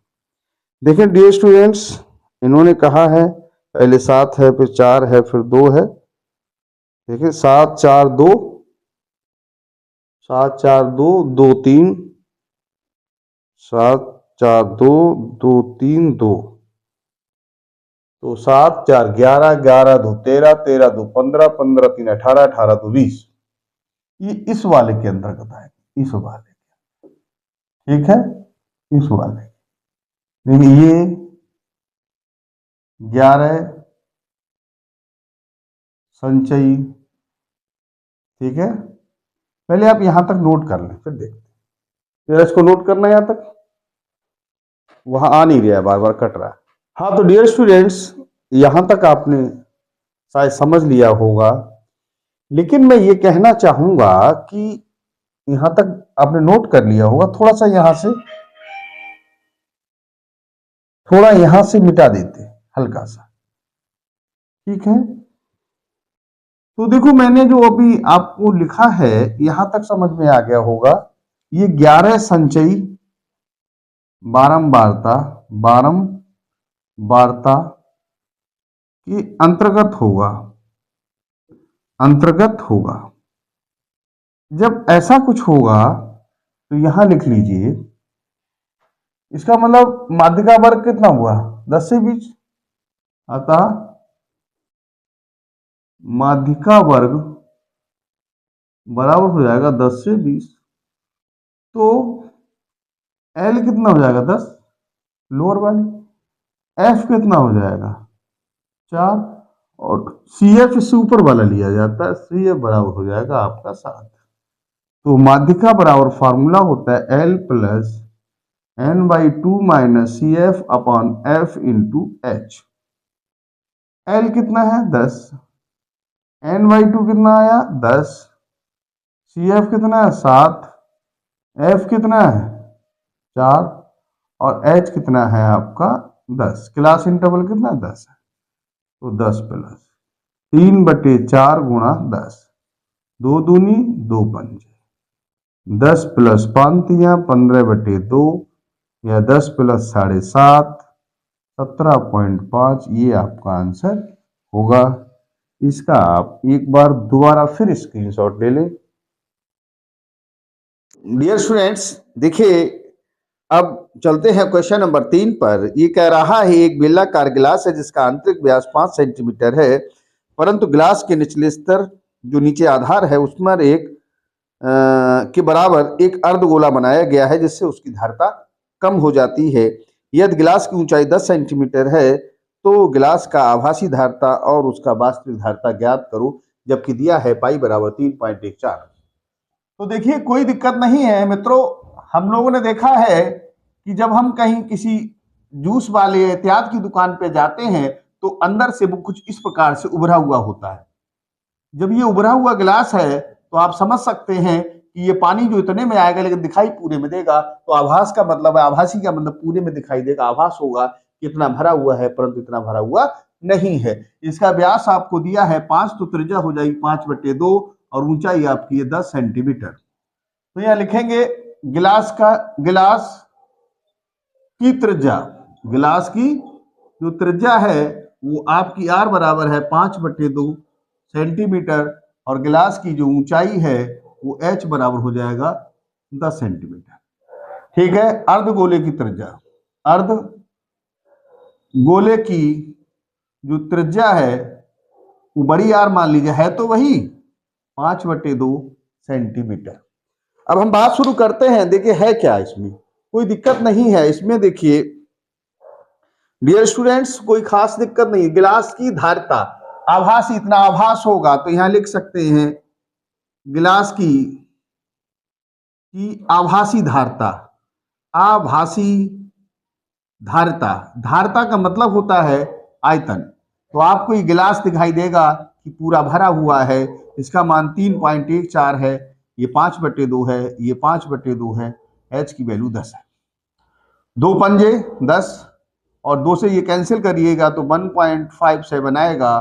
तो 1.57 इंटू 5 इंटू 25, इसकी आप मल्टीप्लाई करिए, 5 7 35 के 5 हासिल लगा 3 और 5 25 और 3 5 5 7 35 5 हासिल 3 5 25 28 28 का 8 हासिल 5 और 2 7, और ये हो जाएगा 25 25 25 पंजे 125, यानी हासिल लगे आपके 12। 25 8 200 200 यानी 200 212 212 का मतलब हो जाएगा 2 यहाँ आ जाएगा, और यहाँ 21 हासिल हो जाएगा, और 25 7 175 175 और 21 हुए 175 और 196.5 सेंटीमीटर क्यूब, ये आयतन हो गया। लेकिन आपको आभास क्या, कमी कितनी, उसने कितनी कमी कर दी ये वाली, तो कमी देखें, कमी कितनी है 2/3 पाई आर क्यूब, यानी ये वाला कम है। अच्छा चलिए भैया 2/3, पाई की वैल्यू 3.14, आर की वैल्यू कितनी है 5/2 गुणा 5/2 गुणा 5/2। तो डियर स्टूडेंट 2 से 2 कैंसिल हो सकता है, इस 2 से ये आ जाएगा 1.57, ठीक है। अब यहां देखें ये 1.57 है और ये आपका 5 है और ये आपका 25 है, यहां 3 दूनी हो जाएगा 6। अब देखें डियर स्टूडेंट 25 ये 25 था, 5 ये पहले 5 था, ये 1.57, तो ये तो वही आएगा, ये आ जाएगा 196.25/6। इसको आप डिवाइड करा लीजिए। चलिए यहां डिवाइड कराने की कोशिश करते हैं हम लोग। 196.25 है, अब इसे 6 से डिवाइड करते हैं, तो 6 तियां 18, 1 रह गया और 6 दूनी 12, 4 दशमलव यहां लगा दीजिए, 2 उतार लीजिए, कितना आया 6 सत्ते 6 सत्ते 42 होते हैं ना। अब क्या उतारा 5, लगभग एक बार चला जाएगा, ठीक है। अप्रोक्सीमेटली ये वैल्यू जो है तो वो आएगी 32.71 सेंटीमीटर क्यूब, ठीक है। अब यहां लिखेंगे वास्तविक आयतन। अरे भैया वास्तव में उसने कितना दिया, वास्तविक धारता, वास्तविक धारता कितनी हो जाएगी, तो डियर स्टूडेंट वास्तव में कितना है भैया, ये पूरा जो है 196, ये तो दिखाई दे रहा है 196.25 माइनस 32.71। अब जब 32.71 196.25 में से 32.71 का जब लेस करेंगे तो यहाँ 4 रह जाएगा, यहाँ आ जाएगा 12 और 12 में से 7 कहेंगे तो 5, यहाँ आपका रहेगा 3 और यहाँ रह जाएगा 6, 163.54, ठीक है, 163.54 सेंटीमीटर क्यूब धारता है, क्यूब में होगी, ठीक है। बात समझ में आई, आयतन हमेशा क्यूब में आता है। तो डियर स्टूडेंट्स मैं समझता हूं, देखो कैलकुलेशन में हो सकता है कि पॉइंट में कोई मिस्टेक हो जाए, अंडरस्टैंडिंग थोड़ी सी, लेकिन ऐसा होगा नहीं। तो डियर स्टूडेंट्स मैं समझता हूं यहां तक आपका आंसर आ गया होगा। अगला क्वेश्चन है कि 42 सेंटीमीटर व्यास वाले एक वृत्त है, उसका चाप है केंद्र पर 120 का कोण बनाती है, तो वृत्तखंड का कोण बताइए। ओहो, ये अथवा वाला है, कौन सा है अथवा। तो ये एक वृत्त यहां मान लीजिए बना हुआ है। अब इस वृत्त की जो त्रिज्या है, 1 मिनट, इस वृत्त की त्रिज्या व्यास है, व्यास है बेटा, तो 21 सेंटीमीटर आपकी होगी त्रिज्या। ये कोण जो बना रही है वो 120 का बना रही है केंद्र पर, ठीक है। तो ये कह रहा है वृत्तखंड का कोण बनाइए, यानी ये वाला आपको आंसर बताना है। तो त्रिज्या बराबर कितना है आपको, त्रिज्या r बराबर है 21 सेंटीमीटर, थीटा दिया है 120। अब है वृत्तखंड का क्षेत्रफल, वृत्तखंड का क्षेत्रफल बराबर हो जाएगा, देखिए इसको आप चाहें तो यहां इस प्रकार से लिख दें, देखो पहले तो इस पूरे का निकाल ली, पूरे का क्या होगा θ/360 into pi R square minus इस त्रिभुज का होता है 1/2 आर स्क्वायर साइन थीटा। ये आपका आंसर, ये आंसर होगा इसका, क्योंकि इस पूरे ये त्रिभुजखंड का हो गया और इसमें से ये वाली बात हम लेस करा दे रहे हैं। तो 120/360, पाई का मान आप 22/7 लगा सकते हैं, 22/7 और आर की वैल्यू 21 गुणा 21 माइनस 1/2 21 गुणा 21 गुणा साइन 120, ठीक है।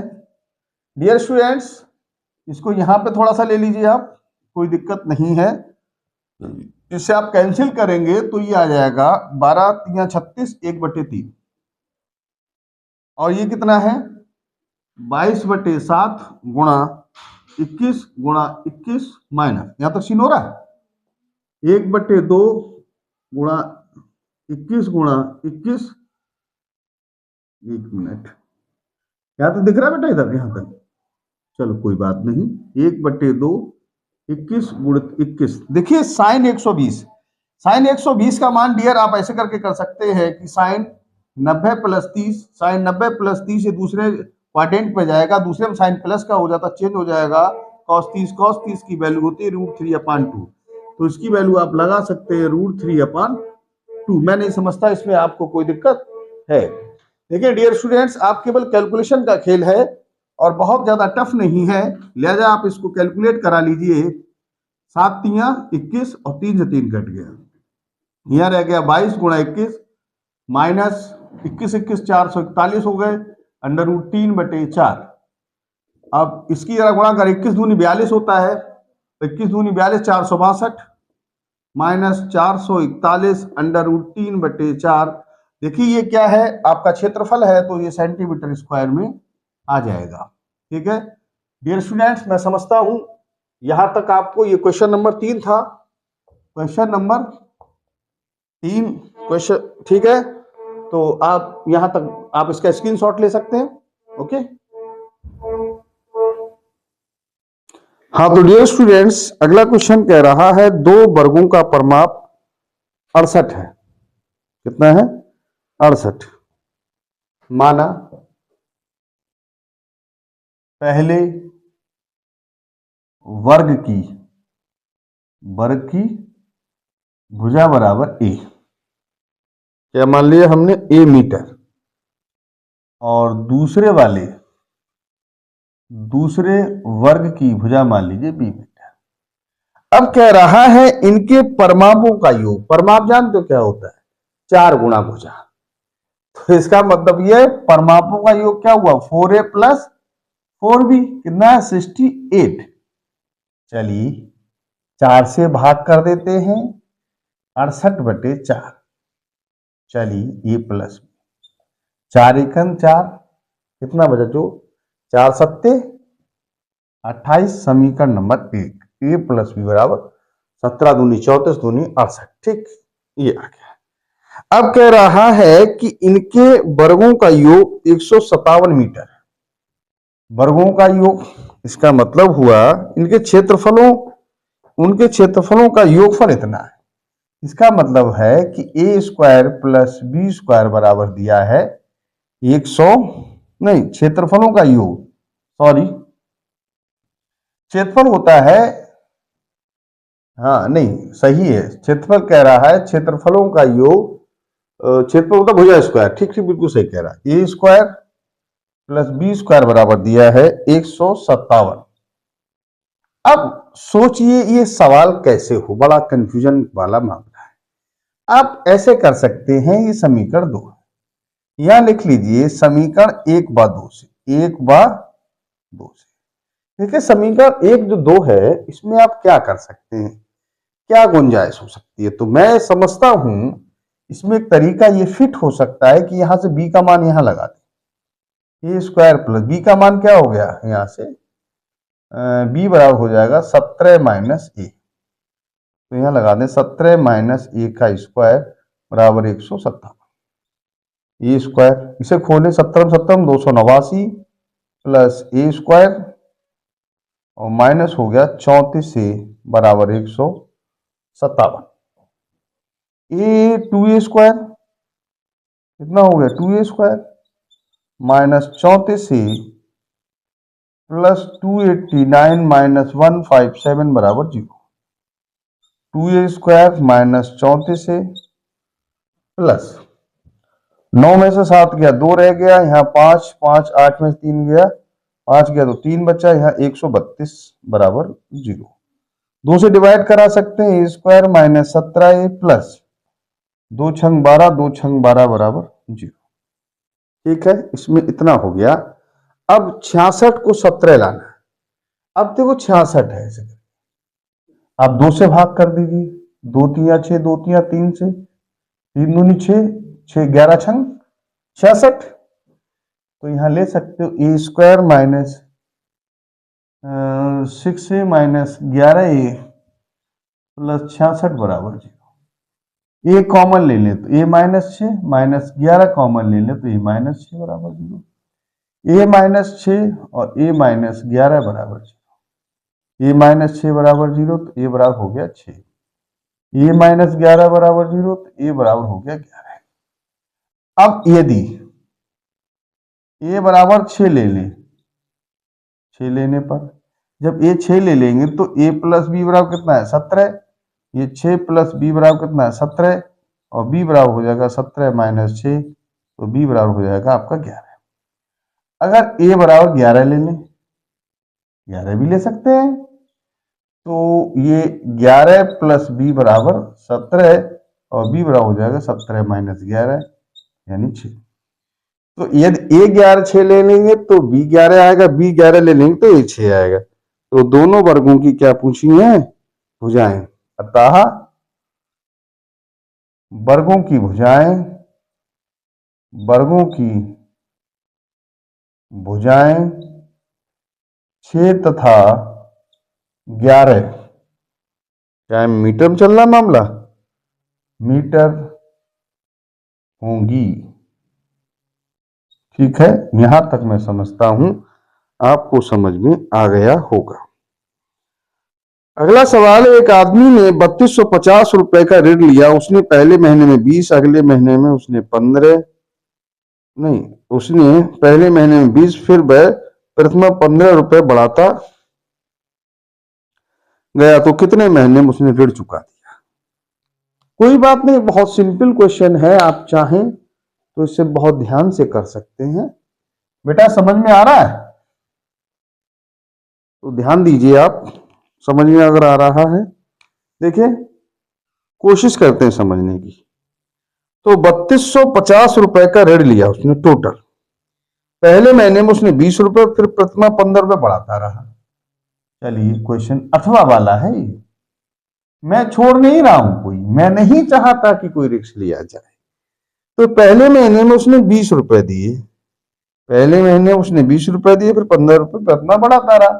तो पहले तो 20, अब कितने हो गए 35, अब कितने हो गए 50, अब कितने हो गए 65। इस प्रकार से वो देता चला गया। ठीक है, पहले में मैंने 20, फिर उसने 15 रुपए बढ़ाता चला गया। तो बताइए उसने कितने महीने में ऋण चुका दिया। टोटल रुपए 3250। ए बराबर कितना हो जाएगा 20, डी बराबर 35 माइनस 20 बराबर 15। ठीक है, एस कितना है, एस दे रहा है टोटल रुपए थे 3250।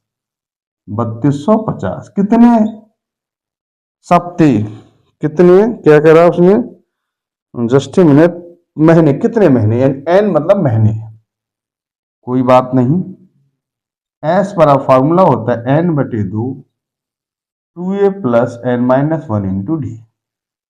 ये है 3250, देख लें सही 3250 ही है, 3250 है। पहले महीने में 20, फिर 15 रुपए बढ़ाए, ठीक, कोई बात नहीं, बिल्कुल सही है, एन बटे 2। टू ए की वैल्यू है 20 प्लस एन पता नहीं है, डी की वैल्यू है 15। तो 3250 बराबर एन बटे 2, ये हो गया 40 और ये हो गया 15 एन माइनस, एक मिनट, 15 एन माइनस 15। दो की इसमें गुणा करा दी, 0, 5 दूनी 10, 1 2 दूनी 4 1 5 और 2 3 6 यानी 6500 एन। ये हो गया 15 एन प्लस आपके रह गए 25। ठीक है, चलिए इसमें अंदर गुणा करिए, 15 एन स्क्वायर प्लस 25, पूरी बात इधर लिख ली, पूरी बात इधर लिख ली, बराबर 6500। 5 से भाग कर दें, 5 तियां 55 25, 5 एकन 5 और 5 तियां 15 यानी 1300। तो 3 N square plus 5 N minus 1300 बराबर 0। ठीक है, यहां तक पहले तो आप पहले स्क्रीनशॉट ले लें, फिर मैं आपको इसका कराता हूं। ठीक है, स्क्रीनशॉट ले लें आप लोग।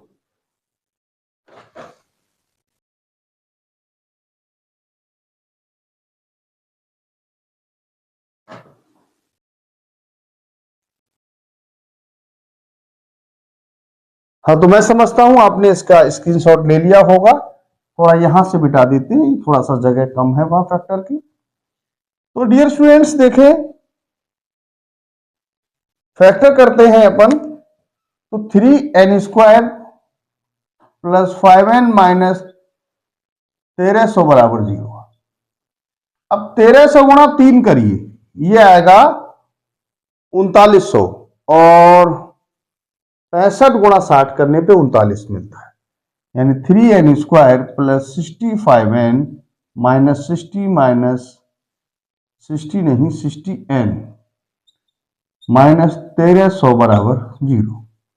यहां n कॉमन है, तो 3n प्लस 65, और यहां आपका 20 कॉमन, 20 3 60, 3n प्लस 0, ये हो गया 65।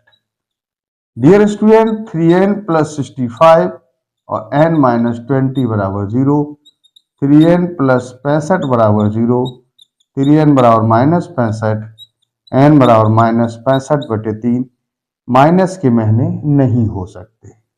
n बराबर माइनस 20, n बराबर हो गया 20, यानी 20 माह में उसका ऋण पूरा हो जाएगा। अतः यहां लिख दिए 20 माह में ऋण चुक जाएगा, चुक जाएगा। यहां तक स्क्रीनशॉट आप ले सकते हैं। हाँ, तो डियर स्टूडेंट्स, अब मैंने कहा मैं इसका अथवा ऑप्शनल भी करा रहा हूं। तो अब लास्ट क्वेश्चन है, इसमें दिया है कि एक बहुमंजिला भवन के शिखर से एक 6 मीटर ऊंचे भवन के शिखर और तल के अवनमन कोण 30 और 45 है। यहां पर क्या है, एक बहुमंजिला इमारत बनी हुई, यहां पर एक भवन है, भवन की ऊंचाई 6 मीटर है।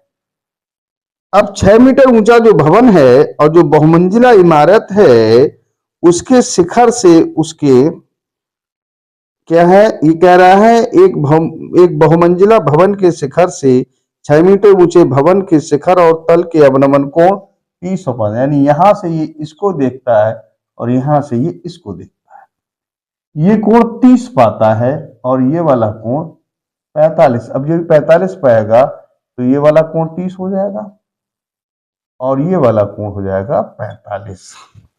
ठीक है, तो कह रहा है आप लोग भवन के बीच की दूरी और बहुमंजिला इमारत की ऊंचाई ज्ञात कीजिए। अगर हम इसे x मान लें, इतनी दूरी, ये 6 मीटर तो है इतनी, यहां से यहां तक, इसे हम h मान ले रहे हैं इतनी, और तो ये x ये भी हो जाएगी। यहां मान लीजिए a b c d और e, ठीक है। माना ए बी बराबर x मीटर और सी डी बराबर ले लीजिए h मीटर।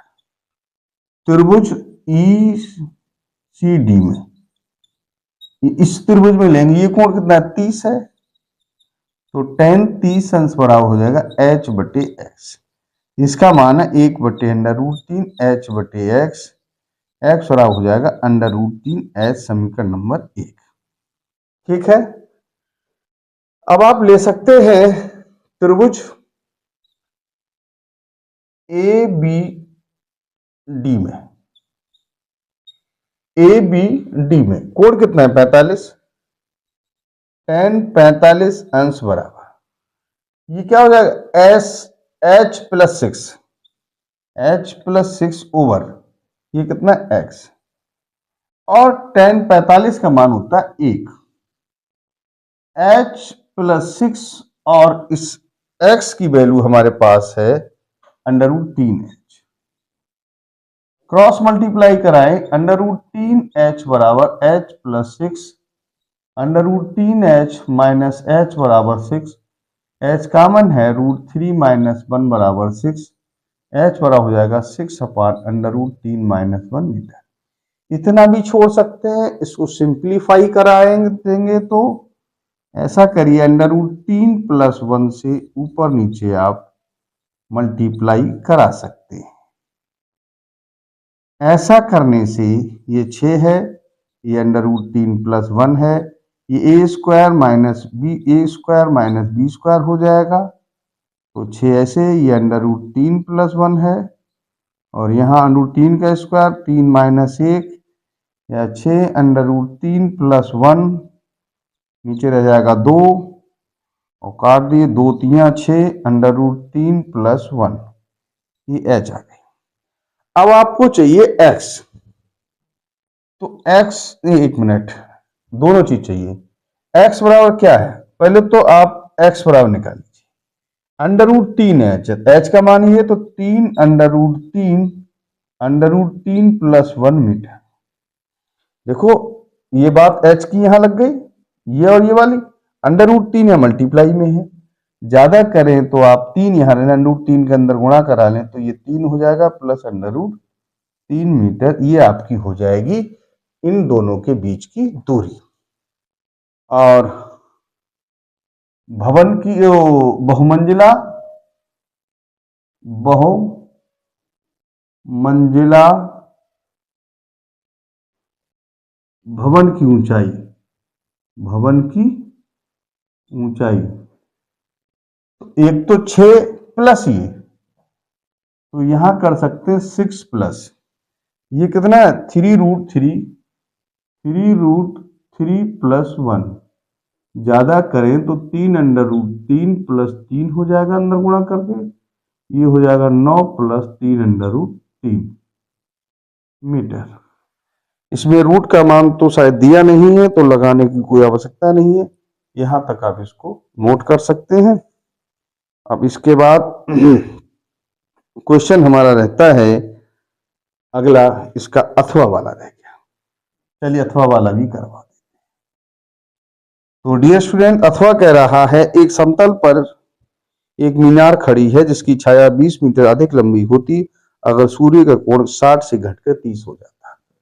जैसे ये यहाँ पर कोई चीज खड़ी है, इसकी कोई परछाई माना ये है, अगर ये कोण 60 है, अगर किसी दीवार या मीनार की छाया माना ये है, अगर ये कोण 60 से घटकर 30 हो जाता, कितना हो जाता 30 हो जाता, तो मीनार की छाया 20 अधिक, यानी ये अब परछाई यहां ऐसे हो जाती, कोण कितना हो जाता ये 30 अंश, तो ये 20 मीटर ज्यादा हो जाती। ए बी सी और डी। सवाल कह रहा है हो जाता मीनार की ऊंचाई ज्ञात कीजिए, केवल आपसे मीनार की ऊंचाई इन्होंने पूछी है, कोई दिक्कत नहीं, सिंपल सवाल है, मीनार की ऊंचाई पूछ रहा, ठीक है। यहां लिख लीजिए, ये से मान लीजिए एक्स, इसे मान लीजिए एच, माना मीनार की ऊंचाई बराबर एच मीटर, ठीक है। इस त्रिभुज में ले लीजिए 10, यहां लिख लीजिए त्रिभुज बी सी डी में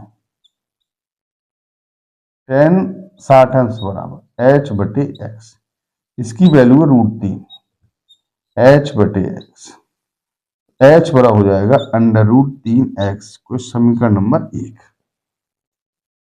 चलिए यहां से ले लें त्रिभुज ए सी डी में कोण है tan 30 अंश बराबर एच बटे, ये 20 प्लस एक्स हो जाएगा, 20 प्लस एक्स, इसकी वैल्यू होती है 1/√3h/20 plus x, under √3h बराबर 20 प्लस एक्स, समीकरण नंबर 2।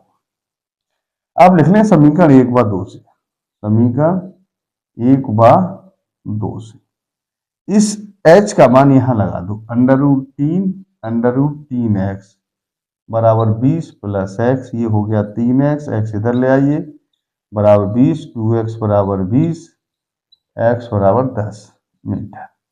x का मान आ गया, लेकिन पूछा नहीं, केवल मीनार की ऊंचाई पूछी, तो h बराबर क्या होता है यहां लगा दें 10 अंडर √3 मीटर। ज्यादा करें अंडर √3 का मान वैसे दिया नहीं, इतना ही छोड़ सकते हैं, वैसे अंडर √3 की वैल्यू होती है 1.732, तो 17.32 मीटर भी हो सकती है। यहाँ तक आप चाहें तो स्क्रीनशॉट ले सकते हैं। मैं समझता हूँ क्वेश्चन पूरी तरह समझ में आ गया होगा। डियर स्टूडेंट्स, मैं आपसे एक बात और कहना चाहूँगा अंत में। देखिए, हमें जो जानकारी प्राप्त है उसके अनुसार ये है कि ये जो सेट है आपका बीएजे, ये प्री बोर्ड में आ सकता है। ऐसा मैंने यूट्यूब पर कई लोगों को सर्च में देखा कि ये पेपर 12 तारीख को पेपर कहीं हुआ है, ऐसा यूट्यूब पर बताया गया है। और जो पेपर पुराने हुए हैं 2 दिन पहले, वही पेपर आ रहे हैं। तो बच्चों की डिमांड थी कि सर आप इस पे वीडियो बना दीजिए। मैं नहीं चाहता कि मेरे मुझसे प्यार करने वाले बच्चे का पेपर छूट जाए या उनकी कोई शिकायत हो। उन्होंने कहा सर ये पेपर आ सकता है, तो मैंने कहा ठीक है बच्चे लोग, मैं आपकी ज़रूर मदद करूंगा। तो मैंने कोशिश ये की है कि वो पेपर यूट्यूब से मैंने निकाल कर कि कौन कौन से क्वेश्चन आए हैं, मैंने उनको देखकर उस पूरे पेपर को कराने का प्रयास किया है। मैं समझता हूं और मेरी आपसे गुजारिश है कि इस पेपर को ध्यान से देखें, बहुत मन लगा के। अगर ये पेपर प्री बोर्ड में आ गया या मेन एग्जाम में से इसमें से अधिकतर सवाल आए, तो आपको मुझसे शिकायत नहीं रहेगी कि सर आपने कराया नहीं। तो आप लोग बहुत ध्यान से देखें और उन अपने सभी मित्रों को भी अवगत कराएं कि भाई ये सर ने कराया है, इसे आने के चांसेस हैं, इसे करें। कोई बच्चा ऐसा ना रहे जिसके नंबर कम आए। मेरा उद्देश्य है कि हर बच्चे के मार्क्स अधिक से अधिक आए। अगर वीडियो हमारा अच्छा लगे तो लाइक करें, सब्सक्राइब करें। Thank you.